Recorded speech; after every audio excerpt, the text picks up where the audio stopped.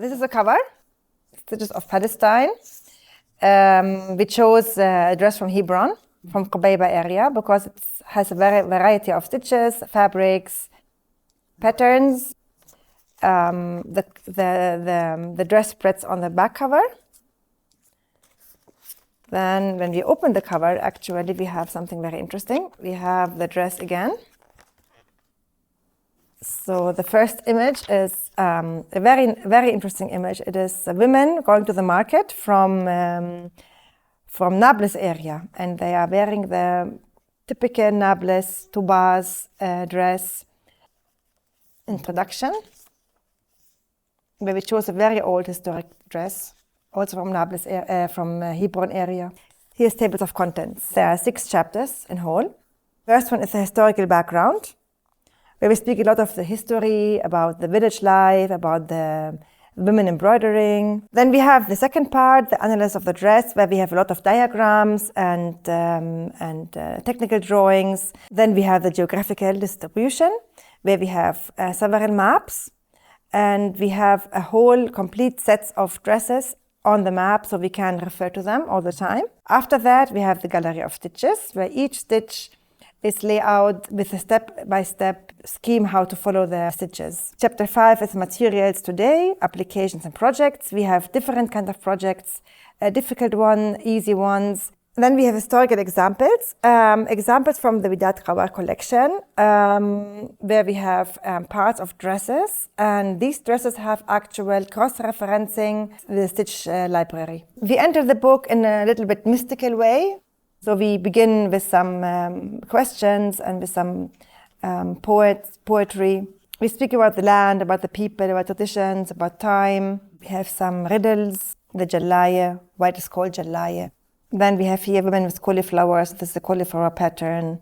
And they have very distinct chest panel here, which is the chest panel of the tashrif. It was so nice for us to find all these photographs of women in villages wearing thobes.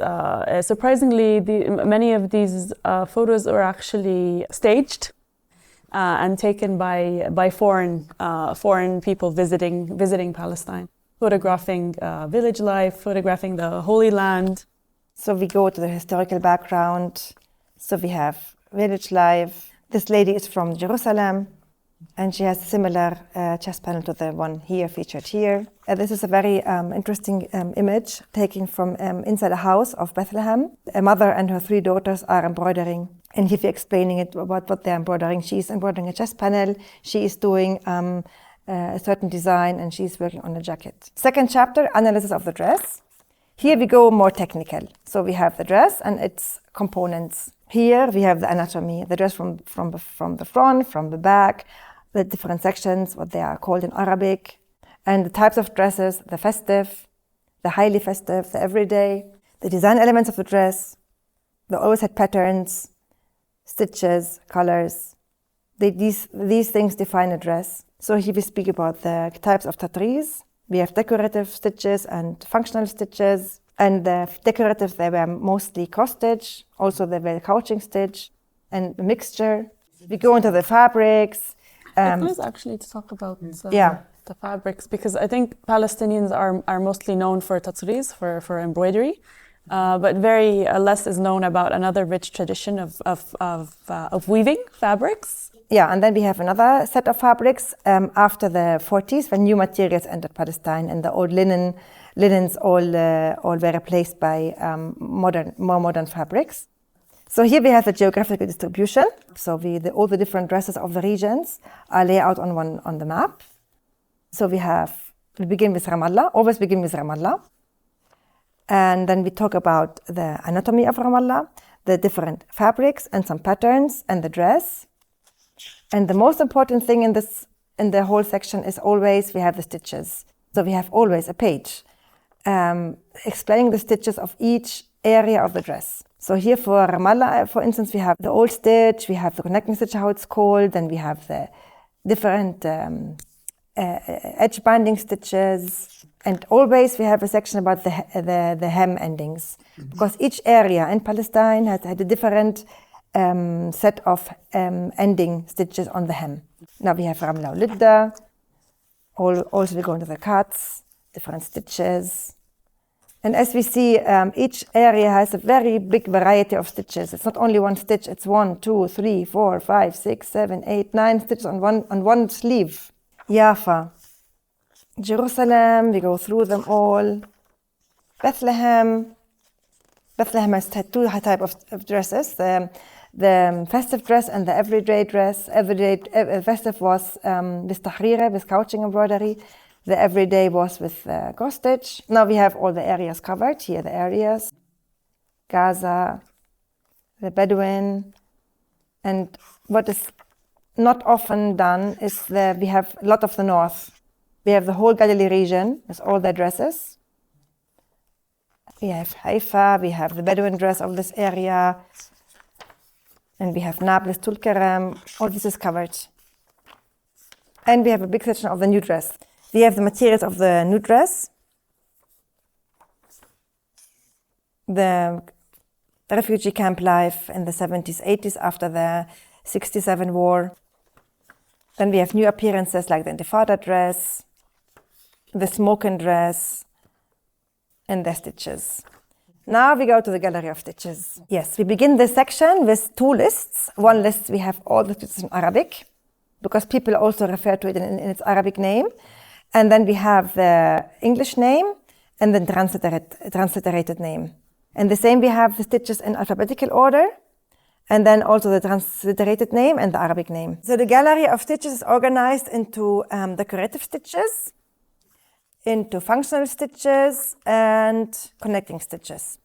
The decorative stitches are the main stitches, the most important stitches on the thobe, which is always the cross and the couching stitch. And then the other stitches are more secondary, so they have always a new an old design image and the design we did. So for instance, we go here to the cross stitch. This is an example how it is done, from where the needle comes in, how to go out, how to go in again with a small example. And sometimes we have a whole example of a whole design, how to do it. Tahrira, hashwa, the rashiq, the couching, the filling stitch. What is very, very interesting what we did, we have here under the line examples of this kind of stitch on certain pages. So just go to page, for instance, 89, and you see the stitch there. And now we reach here the connecting stitches. They're very intricate and a little bit difficult to do, but they're doable. So here, this is one type, and there's the same type with the knot in the middle. This is the most difficult one. It's Aqeedat Gaza. It's a Gaza connecting stitch. And we have the ending stitches. Materials today, applications and exercises. So each stitch should be present in an exercise. We explain about the materials, different materials, the Aida cloth, the waist canvas, the linens, the even weave, the different embroidery materials and the threads. And we have like examples how the embroidery was handled from the back and from the front, and how also to certain ways how to have a very neat ending and a very neat beginning, how to copy a certain design, how to copy a difficult design with different stitches, how to identify them, what the names are, to which page to go. After that, we have the visual examples. It's one of the most important part. Why? Because each stitch of each dress are explained here and cross-referenced with the stitch on its page. All these visual examples are from old dresses, taken from old dresses, parts of old dresses. This is from Ramla area. This is from Ramla area. And we try to have like a big variety and dresses which were never featured before, such as this dress from Jerusalem. This is a malak fabric, and here we have the appliqué, how it was used.